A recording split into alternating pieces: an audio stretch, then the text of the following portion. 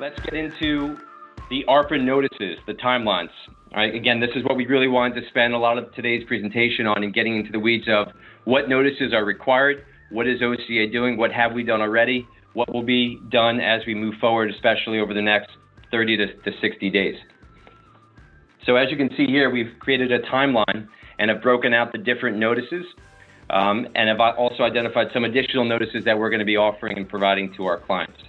So the first one that we're going to be doing, which is live and in production, is we've updated our existing election notice.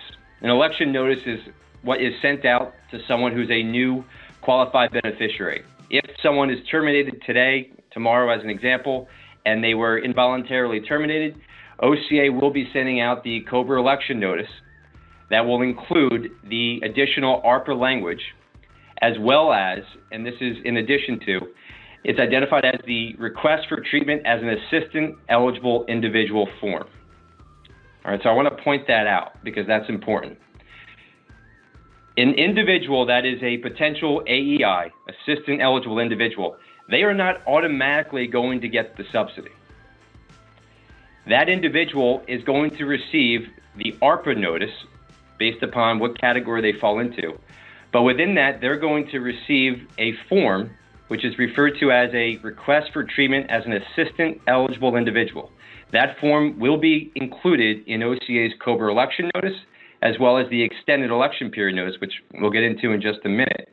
And that form is going to look like this, and I'm just going to slide this over.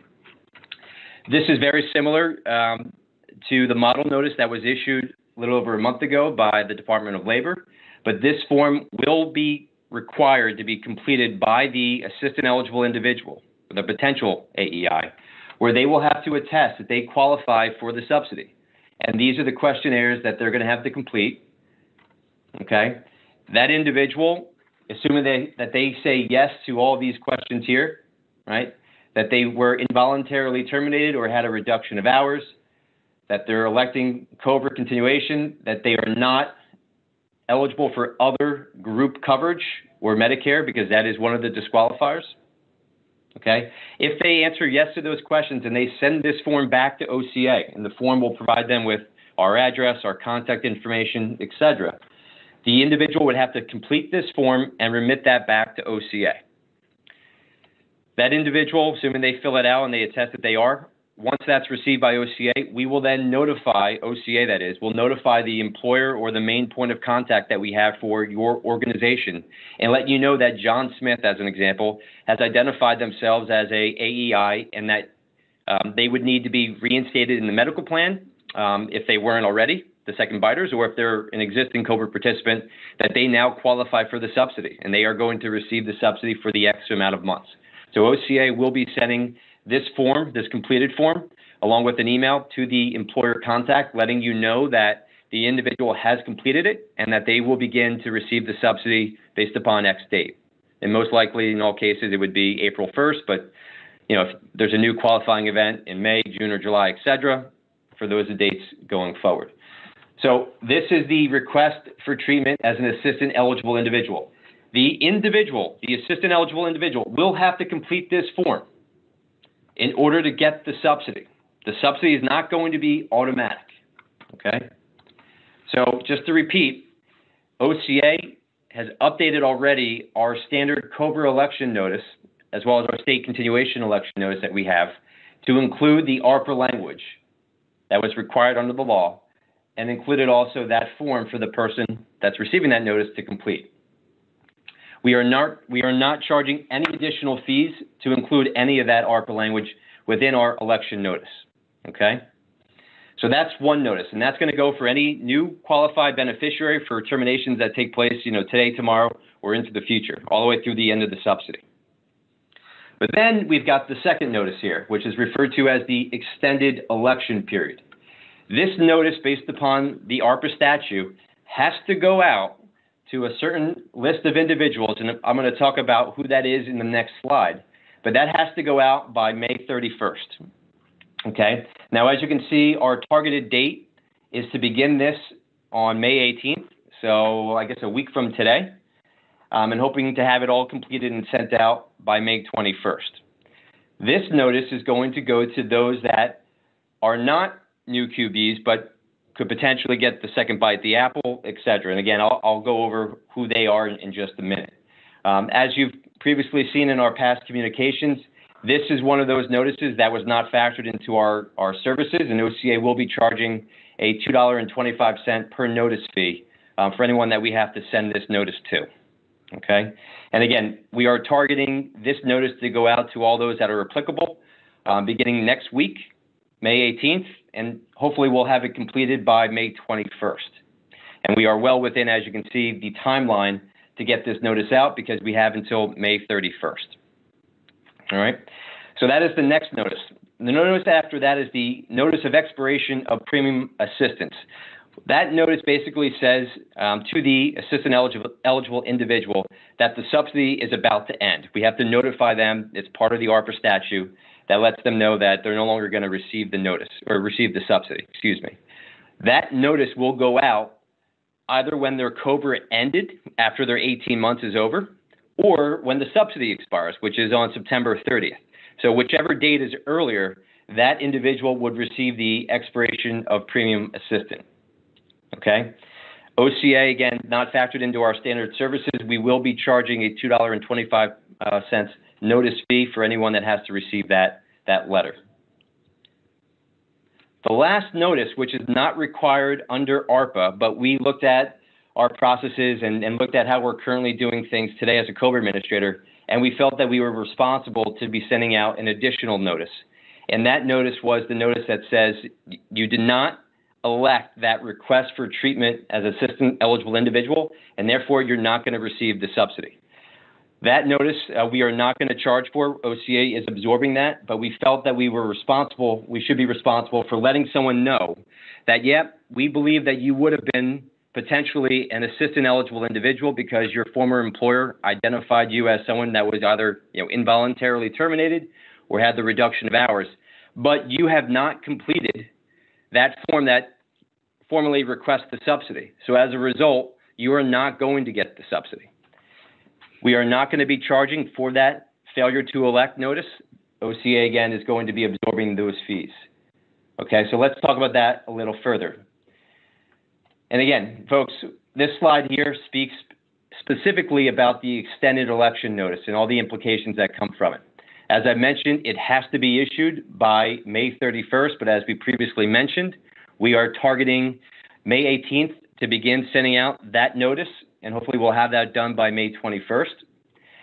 One thing to point out, and this kind of goes back to the last notice that we just spoke about, is from the date that we mail out that extended election notice, those individuals will have 60 days from the date in which it was mailed to elect, to complete that request for treatment as an AEI form and send that to OCA. If that individual does not complete that form within that 60-day time frame, then they are not going to be necessarily entitled to get the subsidy. They have a 60-day window to complete that form and get the subsidy. And if they don't, they're not going to get it. It's as simple as that.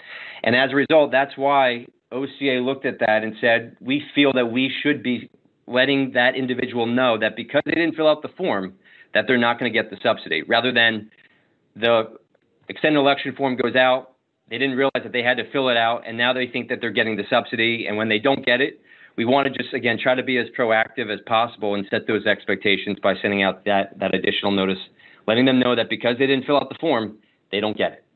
Simple as that. So hopefully that makes sense. And really the next thing that we want to talk about, and this is talking specifically regarding the extended election period notice, and this is why it's not done yet, because there was a lot more development and coding that was required within our systems and additional changes that we had to make to the notice itself, because we realized that we need to send this extended election period notice to different types of statuses, the AEI statuses. So the extended election period notice is going to go to the three identifiers listed here, but the notice is going to be slightly tweaked so that it makes more sense in terms of who the audience is. So to be clear, the extended election period notice is going to be sent to the three parties listed, which is the individuals that are currently on federal COBRA or currently on state continuation and were either, again, involuntarily termed or had the reduction of hours. And that notice is going to be the extended election period notice, but it's going to be tweaked so that it doesn't say like, hey, you get a second chance at COBRA. Well, they're already on it. So we wanted to edit the template so that it made more sense and have them, again, be prompted to complete that request for treatment as an AEI form. That notice will be sent to this population, those that are currently on COBRA or those currently on state continuation. We're then going to customize the extended election period notice to a different population, which would be individuals that are still within their COBRA election period, but didn't get the ARPA language included in that initial election period. So that could be someone that had a COBRA qualifying event on March 28th, just picking up the date here. Well, on March 28th, we didn't have the notices updated. So now we have to go and send out a notice to those individuals saying, hey, you're still within your election period, but by the way, we've got great news. You could qualify for the ARPA subsidy. Again, assuming you complete this attestation form, fill this out, send this in with your COBRA election, and you'll be able to receive the subsidy based upon the date in which your qualifying event began, assuming it was on or after April 1st. So again, folks, we had to customize the language even further for that type of population, that AEI status. And then the third category that the extended election period notice is going to be sent to, again, having it be tweaked even further, is those that were termed individuals who either were on COBRA initially, federal COBRA initially, or never elected it to begin with, but are entitled to get that second bite at the apple. This category, and only this category, would be applicable to federal COBRA groups. If you're an employer that is only subject to state continuation, this third category is not applicable to you because, again, if you're a group that's only subject to state continuation, those individuals are not going to get the second bite. Okay? So to summarize it, the extended election notice period is going to be sent to these three categories, those that are currently on COBRA, federal COBRA or state continuation, or those that are within their election period still, whether, again, federal COBRA or state continuation, letting them know that they can elect and get the subsidy, as well as the third category, which is those that are the second biters, those that were subject to federal COBRA that didn't initially elect COBRA, but are now going to get that second chance on a prospective basis. Those notices, again, just to reiterate, are going to be sent out sometime next week, beginning Tuesday, May 18th, and hopefully will be done by the end of that week.